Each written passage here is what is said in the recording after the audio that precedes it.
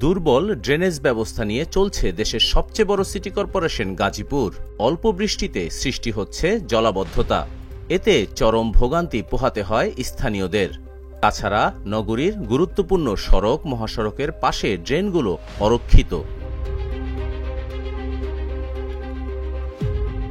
প্রতিনিধি মোখলেসুর রহমান ও এলাকাবাসী জানান, ৬ মাস আগে ঢাকা ময়মনসিংহ মহাসড়কের পাশে ড্রেনের কাজ শুরু করলেও শেষ করতে পারেনি সিটি কর্পোরেশন। ড্রেনের উপর দেওয়া হয়েছে বাঁশের চাটাই, আর ঝুঁকি নিয়ে চলাচল করছে পথচারী। এতে প্রতিনিয়ত ঘটছে দুর্ঘটনা। এখানে আমরা যেখানে আসি, এখানে অবস্থা খুবই খারাপ। রাস্তাটা ভাঙ্গার কারণে ঈদের আগে নাকি ভাঙছে, আমরা আসে দেখি সবই ভাঙ্গা।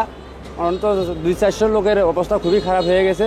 মনে করেন যে এই উপর দিয়েও 10 ইঞ্চি পরিমাণ পানি ছিল, 1 ফুট পরিমাণ। মানুষ চলাফেরা করা খুব কষ্ট। আমরা সাইডে তখন লাগাই, মানুষ যাইতে পারে না। মানুষ অনেক কষ্ট গেছে, ড্রেনে পড়ে জায়গা। কত মানুষ কাল ব্যথা পাইছে। এখন এটা কবে যে ঠিক করবে একমাত্র আল্লাহ পাক ছাড়া কেউ বলতে পারবো না। ব্যবসায়ীদের অভিযোগ, ড্রেনের কাজ শুরু হলেও শেষ হচ্ছে না। দোকানের সামনে ড্রেনগুলো অরক্ষিত থাকায় ঝুঁকি নিয়ে দোকানে আসতে চান না ক্রেতারা। এতে তাদের ব্যবসার চরম ক্ষতি হচ্ছে। ভাঙ্গা থেকে চলে গেছে, কে ভাঙছে কারা ভাঙছে তা কয়ে পারি না। আমরা যে এই দোকানটা দেখেন 30,000 টাকা ভাড়া, দিন গেলে 1,000 টাকা ভাড়া দিতে মানুষ আসতে পারে না, যাইতে পারে না। আমাদের বেচা কেনা নাই, এগুলো হিমজিম খায় গেছে। 5-6 ঘন্টা বৃষ্টি হয়েছে, 12টার পরে কোনো বৃষ্টি, সন্ধ্যার পরে কোনো বৃষ্টি। এনে সব তলা গেছিল, সেলাপ টেলাপ তলা গেছিল, রাস্তাটা ব্যাগ মানুষ হাইটে গেছে। আমি এই জন্য খারাপ ছিলাম, এটা যে যাতে অন্য যায় দক্ষ না পায়। তারপরে পড়ছে, ওই যে অন্য পড়ছে, ওই জায়গায় পড়ছে, 5-6 জন মানুষ পড়ে গেছে, গা খুব কষ্ট পাইছে। ট্রেন ভাঙছে আজ মনে হয় প্রায় 6 মাস হয়ে গেছে। ড্রেনের কোনো কাজ কাম করে না।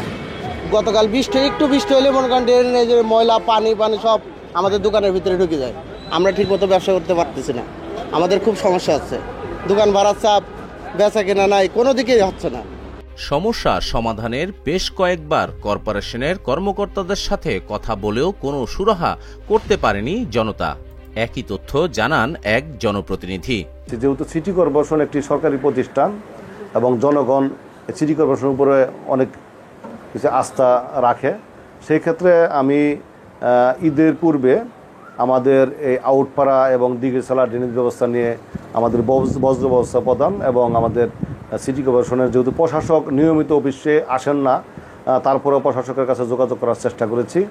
আর বজ্র ব্যবস্থা প্রদান আমাদের সোহালানা সাহেব, তার সাথে সরাসরি আমি কথা বলেছি।